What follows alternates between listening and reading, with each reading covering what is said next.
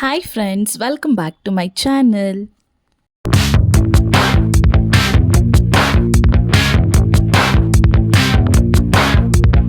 ಇವತ್ತಿನ ವಿಡಿಯೋದಲ್ಲಿ ಅಮ್ಮ ನಿಮಗೆ ಬೇಸಿಗೆಗಾಲಕ್ಕೆ ತಂಪಾಗುವಂಥ ಸಬ್ಬಕ್ಕಿ ಪಾಯಸ ಯಾವ ರೀತಿ ಮಾಡೋದಂತ ತೋರಿಸ್ಕೊಡ್ತಾ ಇದ್ದಾರೆ. ಸಬ್ಬಕ್ಕಿ ಪಾಯಸ ಅಂದರೆ ಯಾರಿಗೆಲ್ಲ ಇಷ್ಟ ಅಂತ ಕಮೆಂಟ್ ಮೂಲಕ ತಿಳಿಸಿ. ಹಾಗೆ ವಿಡಿಯೋನ ಪೂರ್ತಿಯಾಗಿ ನೋಡಿ, ಕೊನೆಯಲ್ಲಿ ಒಂದು ಲೈಕ್ ಕೊಡೋದನ್ನು ಮರಿಬೇಡಿ ಫ್ರೆಂಡ್ಸ್. ಬನ್ನಿ ಸಬ್ಬಕ್ಕಿ ಪಾಯಸ ಯಾವ ರೀತಿ ಮಾಡೋದಂತ ನೋಡ್ಕೊಂಡು ಬರೋಣ. ಮೊದಲಿಗೆ ಅಮ್ಮ ಇಲ್ಲಿ ಒಂದು ಪಾತ್ರೆನ ತೊಗೊಂಡಿದ್ದಾರೆ. ಅದಕ್ಕೆ ಸಬ್ಬಕ್ಕಿನ ಹಾಕ್ಕೊಂಡು ಅದಕ್ಕೊಂದು ಸ್ವಲ್ಪ ತುಪ್ಪ ಹಾಕಿ ಅದನ್ನು ಒಂದು ಸ್ವಲ್ಪ ಕಂದು ಬಣ್ಣ ಬರೋವರೆಗೂ ಹುರ್ಕೊತಾರೆ ಫ್ರೆಂಡ್ಸ್. ಅಮ್ಮ ಸಬ್ಬಕ್ಕಿನ ಒಂದು 5 ಅವರ್ ಮುಂಚೆನೇ ತೊಳೆದು ಇಟ್ಟಿದ್ರು. ಇದನ್ನೇನು ನೆನ್ಸಕ್ಕೆ ಹೋಗಬೇಡಿ ಫ್ರೆಂಡ್ಸ್, ತೊಳೆದಿಟ್ರೆ ಅದೇ ಸಾಫ್ಟ್ ಆಗುತ್ತೆ. ಆಮೇಲೆ ಇವಾಗ ಅದನ್ನು ಹುರ್ಕೊತಾ ಇದ್ದಾರೆ. ನೀವು ಬೇಕಾದರೆ ನೈಲಾನ್ ಸಬ್ಬಕ್ಕಿ ಅಂತ ಬರುತ್ತೆ, ಆ ಸಬ್ಬಕ್ಕಿಲಿ ಮಾಡ್ಕೊಬೋದು. ಮದುವೆ ಮನೇಲಿ ಯಾವ ರೀತಿ ಸಬ್ಬಕ್ಕಿ ಪಾಯಸ ಕೊಡ್ತಾರೋ ಅದೇ ರೀತಿ ಆಗಿತ್ತು ಫ್ರೆಂಡ್ಸ್, ಸಖತ್ತಾಗಿತ್ತು. ನನಗಂತೂ ತುಂಬ ಅಂದರೆ ತುಂಬ ಇಷ್ಟ ಆಯಿತು.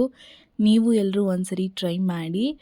ಇವಾಗ ಸಬ್ಬಕ್ಕಿನ ಹುರ್ಕೊಂಡಾಗಿದೆ. ಒಂದು ಸ್ವಲ್ಪ ಕೆಂಪು ಬಣ್ಣ ಬಂದಾದಮೇಲೆ ಅದಕ್ಕೇ ಹಾಲು ಸೇರಿಸಿ ಅದಕ್ಕೊಂದು ಸ್ವಲ್ಪ ನೀರು ಹಾಕೋತಾ ಇದ್ದೀವಿ. ನೀವು ಎಷ್ಟು ಜನಕ್ಕೆ ಮಾಡ್ತಾ ಇದ್ದೀರ ಅಂತ ನೋಡಿಕೊಂಡು ಹಾಲು ಮತ್ತು ನೀರನ್ನ ನೋಡ್ಕೊಂಡು ಹಾಕ್ಕೊಳ್ಳಿ ಫ್ರೆಂಡ್ಸ್. ನಾವಿಲ್ಲಿ ಒಂದು ಸ್ವಲ್ಪ ಹೊತ್ತು ತಟ್ಟೆನ ಮುಚ್ಚಿ ಸಬ್ಬಕ್ಕಿನ ಬೇಯಿಸ್ಕೊತಾ ಇದ್ದೀವಿ. ಸಬ್ಬಕ್ಕಿ ಪಾಯಸ ಆಗಿರೋದ್ರಿಂದ ಸ್ವಲ್ಪ ಬೇಗ ಗಟ್ಟಿ ಆಗಿಬಿಡತ್ತೆ. ಹಾಗಾಗಿ ಒಂದು ಸ್ವಲ್ಪ ಕನ್ಸಿಸ್ಟೆನ್ಸಿನ ನೋಡಿಕೊಂಡು ಮಾಡ್ಕೊಳ್ಳಿ ಫ್ರೆಂಡ್ಸ್. ನಾವು 3/4 ಲೀಟ್ರ್ ಆಗೋಷ್ಟು ಹಾಲನ್ನ ಹಾಕಿ 1/4 ಲೀಟ್ರ್ ಆಗೋಷ್ಟು ನೀರನ್ನ ಹಾಕಿದ್ವಿ. ನಮಗೆ ಕರೆಕ್ಟಾಗಿ ಆಗಿತ್ತು. ನೀವು ಕೂಡ ನೋಡಿಕೊಂಡು ಎಷ್ಟು ಜನಕ್ಕೆ ಮಾಡ್ತಾಯಿದ್ದೀರಾ ಅಂತ ಅಷ್ಟು ಅಳತೆಗೆ ಮಾಡ್ಕೊಳ್ಳಿ. ಸಬ್ಬಕ್ಕಿ ಇನ್ನೊಂದು ಚೂರು ಬೇಯಬೇಕು ಫ್ರೆಂಡ್ಸ್. ಅಷ್ಟರಲ್ಲಿ ನಾವು ಡ್ರೈ ಫ್ರೂಟ್ಸ್ನ ಫ್ರೈ ಮಾಡ್ಕೊಂಬಿಡೋಣ. ಒಂದು ಪ್ಯಾನ್ಗೆ ಒಂದು ಸ್ವಲ್ಪ ತುಪ್ಪ ಹಾಕ್ಕೊಂಡು ಡ್ರೈ ಫ್ರೂಟ್ಸ್ನ ಹಾಕ್ಕೊಳ್ಳಿ. ನಿಮ್ಗೆ ಯಾವ್ಯಾವ ಡ್ರೈ ಫ್ರೂಟ್ಸ್ ಬೇಕೋ ಎಲ್ಲ ಹಾಕ್ಕೋಬೋದು. ನಾವಿಲ್ಲಿ ದ್ರಾಕ್ಷಿ ಗೋಡಂಬಿನ ಹಾಕ್ಕೊಂಡು ಫ್ರೈ ಮಾಡಿ ಎತ್ತಿಟ್ಕೊಂಡಿದ್ದೀವಿ. ಮತ್ತು ಇವಾಗ ಸಬ್ಬಕ್ಕಿ ಒಂದು ಸ್ವಲ್ಪ ಬೆಂದಿದೆ ಅಂತ ಅನ್ನಿಸಿದ್ಮೇಲೆ ನಾವು ಅದಕ್ಕೆ ಶಾವಿಗೆ ಕೂಡ ಹಾಕಿ ಶಾವಿಗೆನೂ ಕೂಡ ಬೇಯಿಸ್ಕೊತಾ ಇದ್ದೀವಿ. ಶಾವಿಗೆ ಬೇಕಾದರೆ ನೀವು ಸ್ಕಿಪ್ ಮಾಡ್ಕೊಳ್ಳಿ. ಅದಾದಮೇಲೆ ಒಂದು ಬಟ್ಲಾಗೋಷ್ಟು ಸಕ್ಕರೆನ ಹಾಕಿ ಸಕ್ಕರೆ ಕರಗೋವರೆಗೂ ಹಾಲನ್ನ ಕುದಿಸ್ಕೊತಾ ಇದ್ದೀವಿ ಫ್ರೆಂಡ್ಸ್. ಸಕ್ಕರೆ ಎಲ್ಲ ಕರಗಿದೆ ಅಂತ ನಿಮಗೆ ಗೊತ್ತಾಗುತ್ತಲ್ವ, ಆವಾಗ ಲಾಸ್ಟಲ್ಲಿ ಒಂದು 2 ಸ್ಪೂನ್ ಆಗೋಷ್ಟು ಕಸ್ಟರ್ಡ್ ಪೌಡರ್ನ ಹಾಕ್ಕೊಳ್ಳಿ ಫ್ರೆಂಡ್ಸ್.